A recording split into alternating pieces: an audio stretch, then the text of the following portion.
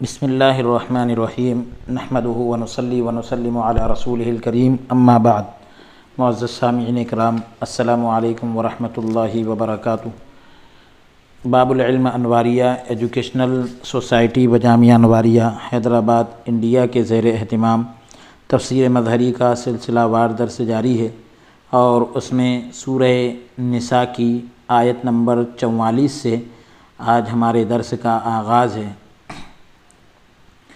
اعوذ باللہ من الشیطان الرجیم، بسم اللہ الرحمن الرحیم۔ الم تر الی الذین اوتوا نصیبا من الکتاب یشترون الضلالۃ ویریدون ان تضلوا السبیل۔ کیا نہیں دیکھا آپ نے ان لوگوں کی طرف جنہیں دیا گیا حصہ کتاب سے، وہ مول لے رہے ہیں گمراہی کو، یعنی خرید رہے ہیں گمراہی کو، اور یہ بھی چاہتے ہیں کہ بہک جاؤ تم بھی راہ راست سے، صحیح راستے سے۔ الم تر، کیا نہیں دیکھا آپ نے؟ کیا مطلب اس سے کہ یہ جو ہے یہ غیر معین فرد کو خطاب ہے، یعنی کسی خاص فرد کے لیے نہیں، جس پر تضلوا اور اعدائکم کا کلمہ دلالت کرتا ہے، ان تضلوا، اور آگے ہے واللہ اعلم باعدائکم، تو یہ کلمہ بتا رہا ہے کہ کسی خاص فرد کے لیے نہیں، کیونکہ تضلوا اور اعدائکم یہ جو ہے جمع کا صیغہ آیا ہے، یہاں پر جو ہے جمع کا لفظ آیا ہے، یا قوم کے سردار کو خطاب ہے، اور جب سردار کو خطاب ہو تو قوم اس کے ضمن میں آ جاتی ہے۔ رویت نظر سے مجازن رویت جو ہے الم ترا، تو رآ یرا رؤیتن، تو رؤیت جو ہے نظر سے یعنی دیکھنے سے مجازن استعمال ہوتا ہے، ورنہ رؤیت جو ہے آنکھ سے ہو یا دل سے۔ یہ فعل جو ہے الی حرف جار کے ساتھ متعدی نہیں ہوتا، الم تر الی الذین، تو الی حرف جار کے ساتھ متعدی نہیں ہوتا، یعنی مفعول کا تقاضا نہیں کرتا۔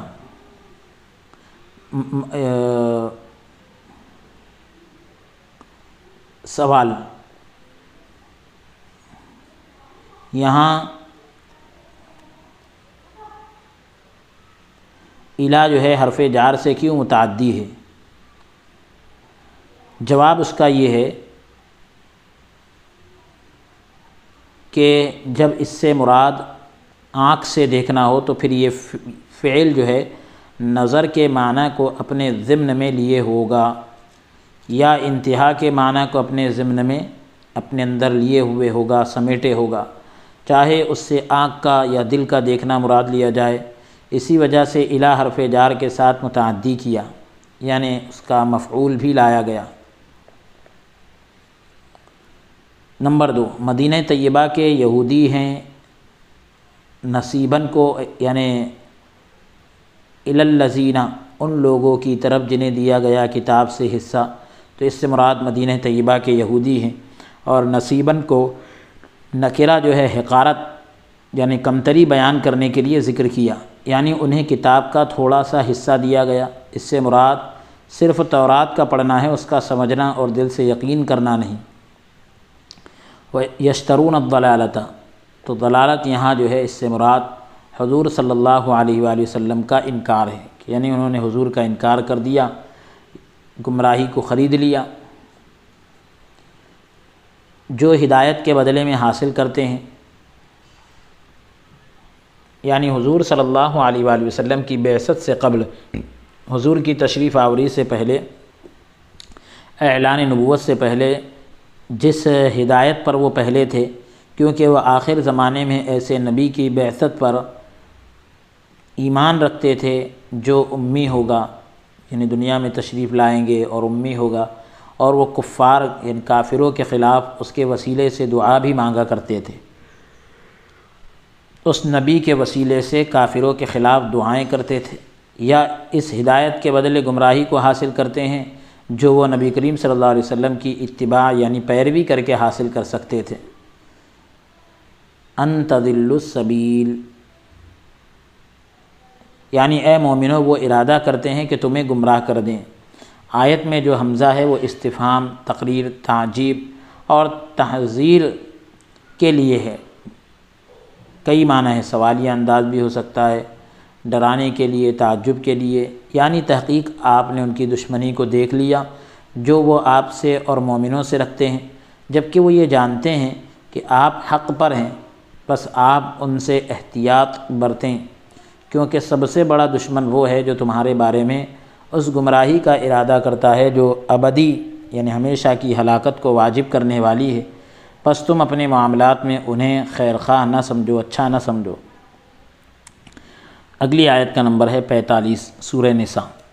واللہ اعلم باعدائکم وکفی باللہ ولیا وکفی باللہ نصیرا، اور اللہ تعالی خوب جانتا ہے تمہارے دشمنوں کو، اور کافی ہے تمہارے لیے اللہ حمایتی، اور کافی ہے اللہ مددگار تمہارے لیے۔ یہ جملہ تحذیر کی تاکید ہے، اللہ خوب جانتا ہے تمہارے دشمنوں کو، تاکید کے طور پر لایا گیا۔ یہاں فاعل پر با جو ہے وکفی باللہ، تو فاعل پر جو با ہے وہ زائدہ ہے، یہ نسبت فاعل کی نسبت اضافی کے ساتھ تاکید کے لیے ذکر کی گئی، کیونکہ حرف الصاق کی زیادتی جو با جو ہے الصاق کے لیے آتا ہے، ملانے کے لیے آتا ہے، تو حرف اس با کی زیادتی اس امر کا فائدہ دیتی ہے کہ فاعل ہونا لازم ہے۔ وکفی باللہ ولیہ،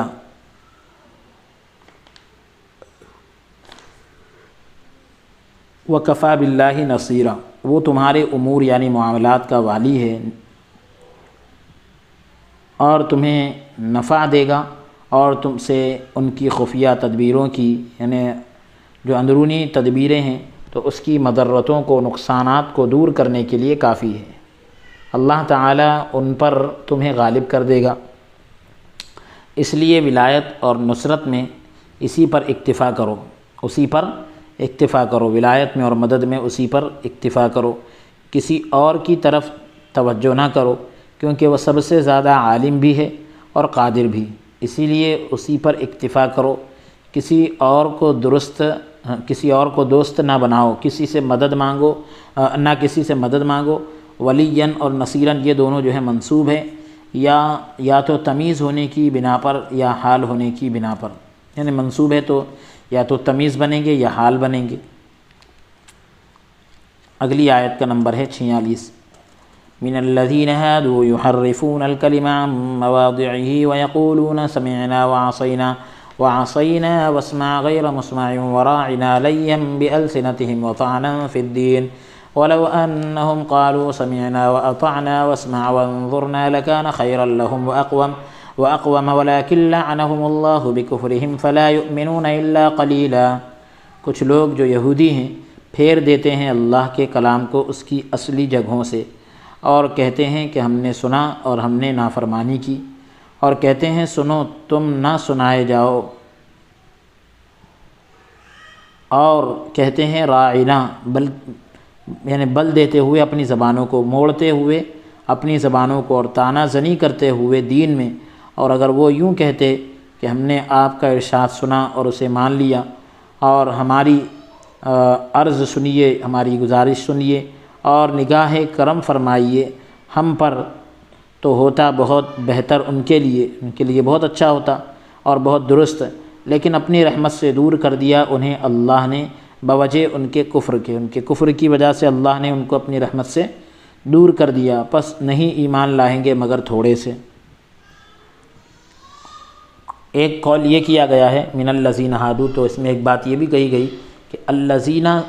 ما قبل کے ساتھ متصل ہے، جڑا ہوا ہے، اور یہ للذین اوتوا نصیبا کا بیان ہے، یا یہ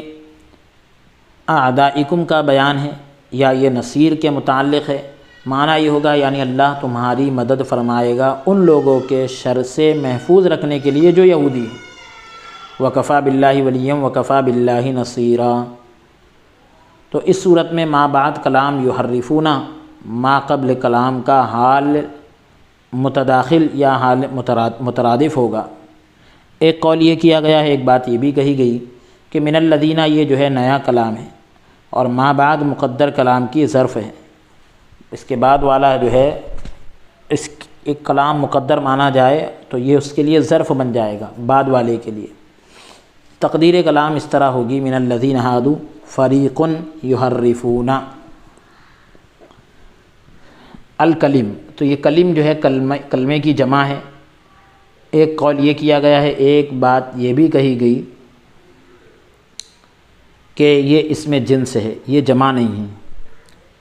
جس پر مذکر ضمیر جو ہے مذکر کی ضمیر لائی گئی تو وہ دلالت کرتی ہے جو اس کی طرف لوٹ رہی ہے۔ یحرفون الکلمہ عن مواضعہ، کلمے کو، اللہ کے کلام کو اس کی جگہ سے، اس کی اصلی جگہوں سے۔ تو اب یہ جو ہے اس تعویل کا جواب یہ دیا گیا کہ ضمیر کے مذکر ہونے کی وجہ یہ ہے کہ تقدیر کلام یوں ہے، تقدیری عبارت اس طرح ہے، یحرفون بعض الکلم عن مواضعہ۔ علامہ تفتازانی نے اس کو پسند کیا کہ یہ اس میں جنس ہو، اور کہا کہ جس نے اس کے جمع ہونے کا انکار کیا اس نے اصطلاحی جمع ہونے کا انکار کیا، اور جس نے اس کے جمع ہونے کو ثابت کیا اس نے یہ ارادہ کیا کہ یہ معنوی جمع ہے۔ حضرت ابن مسعود کی قرأت اس کے کلام ہونے کی تائید کرتی ہے، کیونکہ اس میں واو جو ہے زائد ہے، یعنی ومن الذین ہادوا۔ اسی طرح مصحف حفصہ بھی جو ہے اس کی تائید کرتی ہے، کیونکہ اس کی قرأت اس طرح ہے من الذین ہادوا من یحرفون الکلم، یعنی ان میں تبدیلی کر دیتے ہیں، اور اللہ تعالیٰ نے تورات میں جس جگہ اسے رکھا ہے اسے ہٹا دیتے ہیں۔ یہاں الکلم سے مراد حضور صلی اللہ علیہ وآلہ وسلم کی نعت ہے، کیونکہ امام بیہقی نے حضرت ابن عباس رضی اللہ تعالیٰ عنہما سے روایت کیا کہ اللہ تعالیٰ نے تورات میں حضور صلی اللہ علیہ وآلہ وسلم کی یہ صفات بیان فرمائی، سرمگی یعنی سرمگی، کشادہ آنکھیں اور درمیانہ قد، گھنگریالے اور خوبصورت بال۔ جب رسول اللہ صلی اللہ علیہ وسلم تشریف لائے تو یہودی علماء آپ سے حسد کا شکار ہو گئے، انہوں نے اپنی کتابوں میں آپ کی صفات کو بدل دیا اور کہتے کہ ہم اپنے ہاں آپ کی صفات نہیں پاتے، اور کہتے کہ ہمارے یہاں تو نبی امی کی یہ صفات ہے، وہ طویل ہوں گے یعنی لمبے قد کے ہوں گے، نیلی آنکھیں اور لٹکے ہوئے بال، اور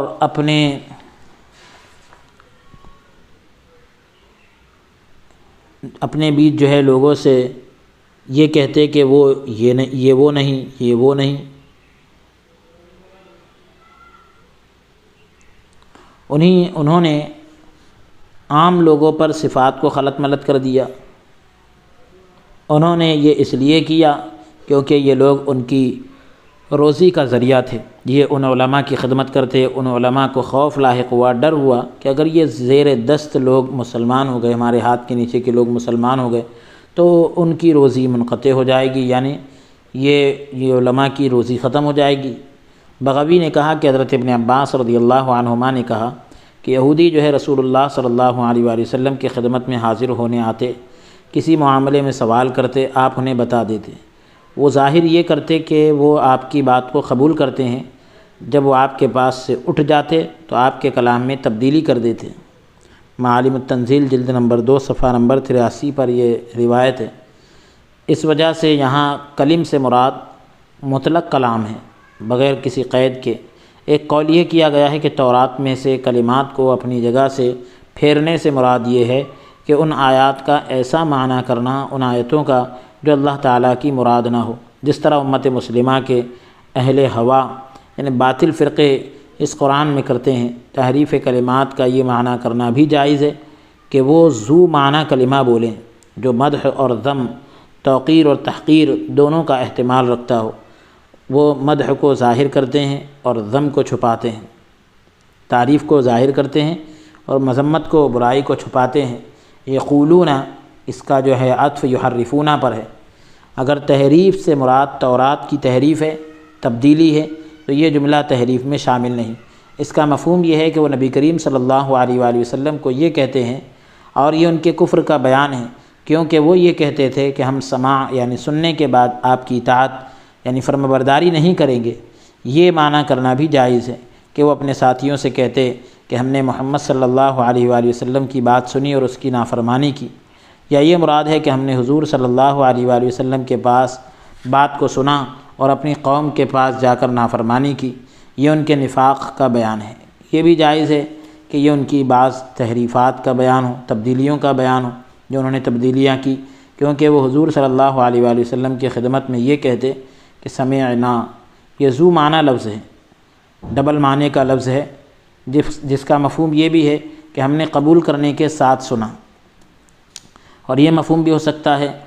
کہ ہم نے قبول کرنے کے بغیر سنا۔ یہ بھی جائز ہے کہ یہ ان کے قول سمعنا و عصینا کا بیان ہو، جو ان کے سماع یعنی سننے کے بعد نافرمانی، ان کے نافرمانی کے ثابت ہونے سے کنایا ہے، یعنی یہ مراد ہے کہ انہوں نے سننے کے بعد نافرمانی کی، کیونکہ جو چیز ثابت ہوتی ہے وہ قول کے قائم مقام ہوتی ہے، یعنی وہ آپ کی بات کو سنتے ہیں پھر آپ کی نافرمانی کرتے ہیں۔ ایک قول یہ کیا گیا ہے کہ وہ نبی کریم صلی اللہ علیہ وسلم سے یہ کہتے کہ آپ ہماری بات سنیں،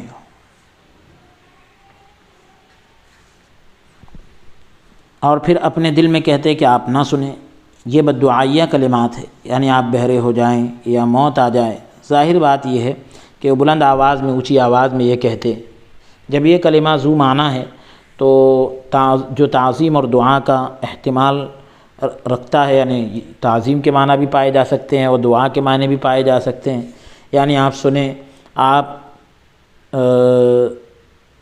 کو کوئی ناپسندیدہ چیز نہ سنائی دے،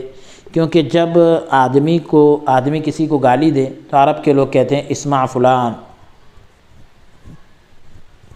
اسمع فلان فلانا،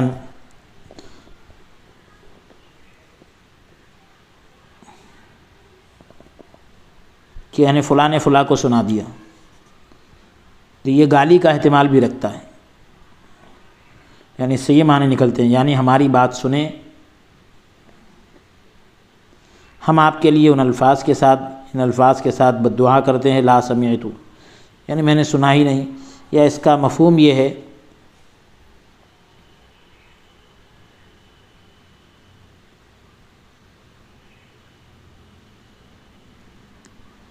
کہ آپ کو ایسا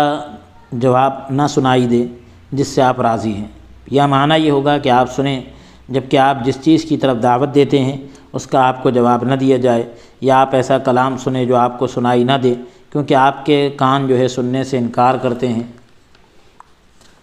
اس صورت میں یہ مفعول بہ ہوگا۔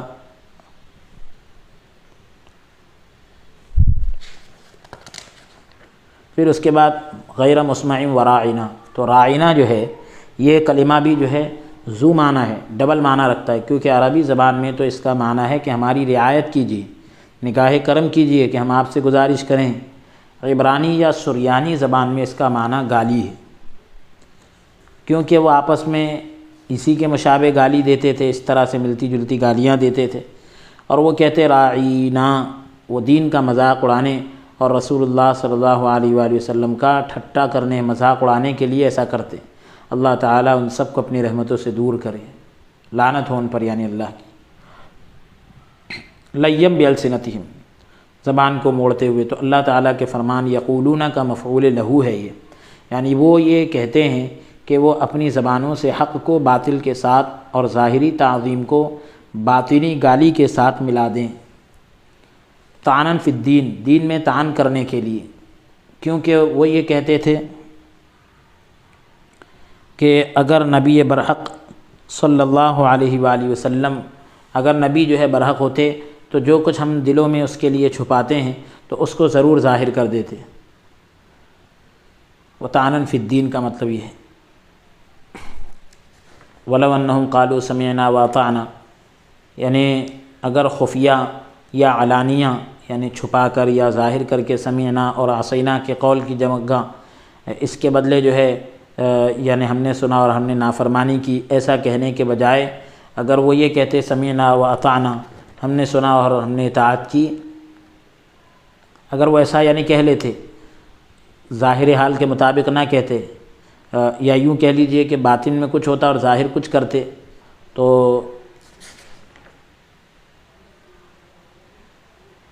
لکان خیرا لہم، تو بہتر ہوتا ان کا، یعنی چھپا کر یا اعلانیہ طور پر اگر سمعنا اور عصینا کے بجائے اگر وہ سمعنا اور اطعنا کہتے تو یہ ان کے لیے بہتر ہوتا۔ صرف واسمع کہتے، واسمع غیر مسمعین، تو غیر مسمعین نہ کہتے اور راعنا کی جگہ وانظرنا کہتے تو ان کا یہ قول، ان کا یہ کہنا یہ ان کے لیے زیادہ بہتر اور مناسب ہوتا۔ اللہ تبارک و تعالی اللہ تعالیٰ نے ان کو رسوا کر دیا۔ وَلَٰكِن لَعَنَهُمُ اللَّهُ، لیکن اللہ نے ان کو رسوا کر دیا، ذلیل کر دیا اور ہدایت سے دور کر دیا۔ ان کے کفر کی وجہ سے یہ لعنت، اللہ کی رحمت سے دوری، اس امر کا نتیجہ تھی کہ اللہ تعالیٰ نے انہیں اس کی توفیق نہ دی، اس کی توفیق نہ دی جو ان کے حق میں بہترین اور مناسب تھی۔ فَلَا يُؤْمِنُونَ إِلَّا قَلِيلًا، تو ایمان نہیں لائیں گے مگر تھوڑے سے۔ تو قلیلاً جو ہے یہ مفعول مطلق یا ظرف ہونے کی وجہ سے منصوب ہے۔ تقدیر کلام یوں ہے، تقدیر عبارت اس طرح ہوگی الا ایمانا قلیلا وتصدیقا لا یعبأ به شرعا، یعنی ایسی تصدیق جس کا شرع میں یعنی شریعت میں اعتبار نہیں۔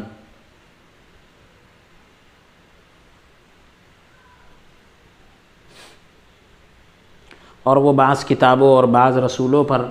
ایمان لانا، ایمان یا ظاہر میں ایمان مگر نفاق کے ساتھ، یہ بھی جائز ہے کہ قلت سے مراد عدم لیا جائے، یعنی بالکل بھی ایمان نہ لائیں گے، ایمان کا کوئی وجود نہ ہوگا۔ ایک قول یہ کیا گیا ہے، ایک بات یہ بھی کہی گئی کہ قلیلاً جو ہے قلیلاً منہم سے مراد حضرت عبداللہ ابن سلام اور ان جیسے لوگ ہیں، یعنی بعض ایمان لائیں گے۔ اس تعویل پر یہ اعتراض کیا گیا، یہ جو مطلب بیان کیا گیا تو اس پر یہ اعتراض کیا گیا کہ کلام جو ہے منفی میں مستثنیٰ کا منصوب ہونا، کلام منفی میں یعنی لا یؤمنون الا قلیلا، تو کلام جب نفی میں آئے اور مستثنیٰ کا منصوب ہونا نحویوں کے نزدیک پسندیدہ نہیں،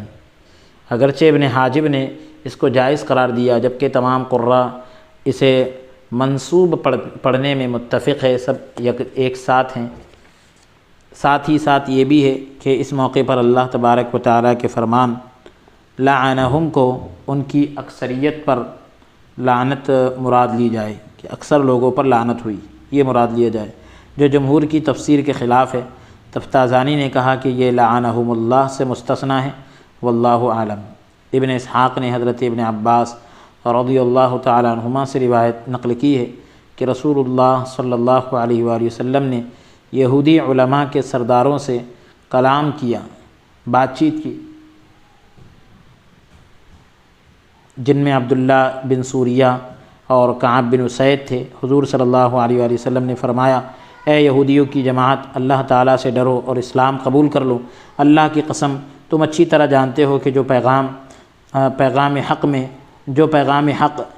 یعنی سچا پیغام میں تمہارے پاس لایا ہوں وہ حق ہے۔ تو انہوں نے کہا کہ محمد رسول اللہ صلی اللہ علیہ وسلم، ہم اسے نہیں پہچانتے۔ انہوں نے کفر پر اصرار کیا، ڈٹے رہے، تو اللہ تعالیٰ نے اس آیت کو نازل فرمایا۔ الدر المنصور جلد نمبر 2 صفحہ نمبر 300 کے حوالے سے یہ ذکر کیا۔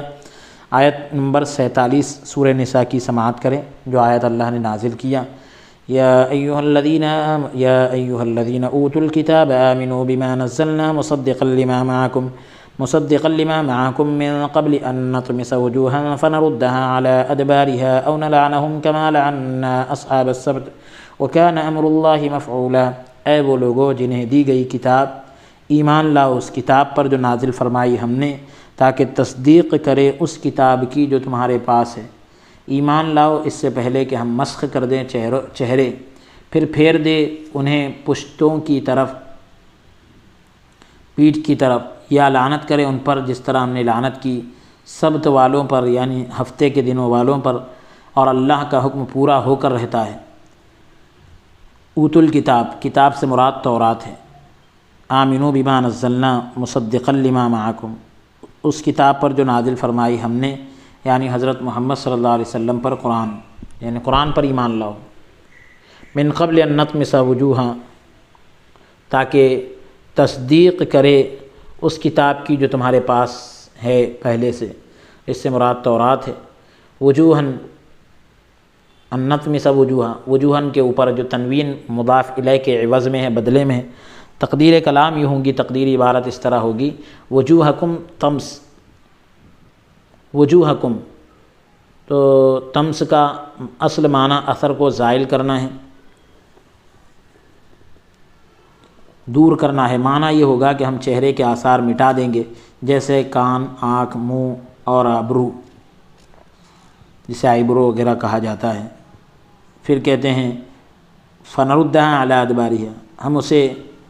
گدی کی جانب پھیر دیں گے۔ ایک قول یہ کیا گیا ہے، ایک بات یہ بھی کہی گئی کہ ہم منہ کو بال اگنے کی جگہ بنا دیں گے، جس طرح بندروں کے منہ، کیونکہ انسانوں کے بالوں کے اگنے کی جگہ چہرے کی پشتیں ہیں، چہرے کے پیچھے والے حصے پر بال اگتے ہیں۔ حضرت ابن عباس رضی اللہ تعالیٰ عنہما نے کہا کہ ہم اسے اونٹ کے پاؤں کی طرح بنا دیں گے۔ قتادہ اور ضحاک نے کہا کہ ہم تمہیں نابینا بنا دیں گے، تو وجہ سے مراد آنکھ ہوگی۔ اگر یہ کہا جائے کہ اللہ تبارک و تعالیٰ نے ایمان نہ لانے کی صورت میں ان کی صورتیں، ان کے چہروں کو مسخ کرنے کا حکم دیا تھا، جس کے اوپر وہ روایت دلالت کرتی ہے کہ حضرت عبداللہ بن سلام نے جب اس آیت کو سنا تو گھر جانے سے پہلے حضور صلی اللہ علیہ وآلہ وسلم کی خدمت میں حاضر ہوئے، جبکہ ان کا ہاتھ ان کے منہ پر تھا اور انہوں نے اسلام قبول کر لیا۔ عرض کی، یعنی انہوں نے کہا کہ یا رسول اللہ صلی اللہ علیہ وسلم، مجھے ڈر تھا کہ آپ تک پہنچنے سے پہلے میرا منہ میری گدی کی طرف نہ پھیر دیا جائے۔ تو اسی طرح وہ روایت بھی دلالت کرتی ہے جو کعب الاحبار سے مروی ہے، روایت ہے کہ جب انہوں نے اس آیت کو سنا تو حضرت فاروق اعظم رضی اللہ تعالیٰ عنہ کے دور میں مسلمان ہو گئے۔ عرض کی، اے میرے رب، میں ایمان لایا، اے میرے رب، میں مسلمان ہوا۔ یہ باتیں انہوں نے اس لیے کی کہ وہ اس وعید کے لاحق ہونے سے خوف زدہ تھے، ڈرے ہوئے تھے۔ معالم التنزیل جلد نمبر 2 صفحہ نمبر 84۔ لیکن یہودی ایمان بھی نہ لائے اور اللہ تعالیٰ نے انہیں سزا بھی نہ دی۔ ہم یہ کہتے ہیں کہ ایک قول یہ بھی کیا گیا ہے کہ قیامت کے برپا ہونے سے قبل، قیامت واقع ہونے سے پہلے یہ مسخ، یہ چہروں کا خراب ہو جانا، بگڑ جانا یہودیوں میں ہوگا۔ ایک بات یہ کہ کہی گئی کہ یہ وعید صرف اس صورت میں تھی جب ان میں سے کوئی بھی اسلام نہ لائے۔ جب حضرت عبداللہ ابن سلام اور ان کے ساتھیوں نے اسلام قبول کر لیا تو باقی لوگوں سے اس وعید کو اٹھا لیا گیا۔ ایک بات یہ بھی کہی گئی کہ منع خلب کے طریقے پر انہیں مسخ یا لعنت کی وعید کی تحقیق ان پر لعنت کر دی گئی، اس وجہ سے یہ وعید ثابت ہو گئی۔ میرے نزدیک صحیح بات یہ ہے، قاضی ثناء اللہ پانی پتی علیہ رحمہ کہہ رہے ہیں کہ اگر وہ ایمان نہ لائے تو اللہ تعالیٰ انہیں قیامت کے دن مسخ کر دے گا۔ ابن عساکر اور خطیب نے حضرت معاذ بن جبل رضی اللہ تعالیٰ عنہ سے روایت کی کہ نبی کریم صلی اللہ علیہ وآلہ وسلم نے اس آیت کی تلاوت کی، یوم ینفخ فی الصور فتأتون افواجا، فرمایا میری امت 10 جماعتوں کی صورت میں اٹھائی جائے گی، ایک جماعت بندروں کی صورت میں، ایک جماعت خنزیروں کی صورت میں، ایک جماعت کتوں کی صورت میں، ایک جماعت گدھوں کی صورت میں۔ ہم نے اس حدیث کو اس آیت کی تفسیر میں ذکر کیا ہے۔ مجاہد نے کہا کہ نطمس وجوہن، اس سے مراد یہ لیا گیا کہ ہم انہیں گمراہی میں چھوڑ دیں گے، تو پھر اس سے مراد دل کے چہرے کو مسخ کرنا ہے، دل کی صورت جو ہے وہ بدل جائے گی اور ہدایت سے لوٹا دینا ہے۔ لیکن اس پر یہ سوال وارد ہوتا ہے، یہ سوال پیدا ہوتا ہے کہ یہ تعویل، یہ جو مطلب بیان کیا گیا، اس بات کا تقاضا کر رہا ہے کہ یہودیوں کے دل اس سے پہلے صاف تھے۔ ابن زید نے کہا کہ اس کا معنی یہ ہے کہ ہم مدینے سے ان کے آثار مٹا دیں گے اور ہم انہیں اس جگہ کی طرف لوٹا دیں گے جہاں سے آئے تھے، یعنی شام۔ یہ تعویل پہلے گزر چکی ہے کہ بنی نذیر کو ازرعات اور اریحا کی طرف جلا وطن کر دیا گیا، یعنی یہودی جن پر حضرت داؤد اور عیسیٰ ابن مریم کی زبان سے بد دعا کی گئی، کما لعن اصحاب السبت، اس سے مراد یہ وکان امر اللہ مفعولا، اللہ کا حکم واقع ہو کر رہے گا، یہ نافذ ہے، ہر صورت میں واقع ہو کر رہے گا، کوئی بھی اس کو روکنے کے یا اس کے رد کرنے پر قادر نہ ہوگا۔ طبرانی اور ابن ابی حاتم نے حضرت ابو ایوب انصاری رضی اللہ عنہ سے روایت کیا ہے کہ ایک آدمی نے نبی کریم صلی اللہ علیہ وسلم کی خدمت میں حاضر ہو کر عرض کی کہ میرا ایک بھتیجا ہے جو حرام کاری سے باز نہیں آتا، حرام کام سے رکتا نہیں۔ پوچھا اس کا دین کون سا ہے؟ حضور نے پوچھا اس کا دین کون سا ہے؟ اس نے عرض کی کہ نماز بھی پڑھتا ہے اور اللہ تعالیٰ کی توحید یعنی اللہ کے ایک ہونے کا اقرار بھی کرتا ہے۔ آپ نے فرمایا اس سے دین جو ہے بطور ہبہ، تحفے کے طور پر طلب کرو، مانگو، اگر ہبہ دینے سے انکار کرے تو اس سے خرید لینا، تحفے میں نہ دیتا ہو تو خرید لینا۔ اس آدمی نے جا کر بھتیجے سے مطالبہ کیا، درخواست کی، اس نے انکار کر دیا۔ چچا اب جو چچا تھے اس کے بچے کے، حضور صلی اللہ علیہ وسلم کی بارگاہ میں حاضر ہو کر تمام صورتحال عرض کی اور بتایا کہ وہ اپنے دین کے بارے میں تو بڑا حریص ہے، بڑا خواہش مند ہے۔ بہرحال اللہ تبارک و تعالیٰ کا جو حکم ہوتا ہے وہ نافذ ہو کر رہتا ہے۔ یہ سورہ نساء کی آیت نمبر 47 تک ہم نے تلاوت کیا۔ انشاءاللہ تعالیٰ آیت نمبر 48 سے اگلی نشست میں آغاز کریں گے۔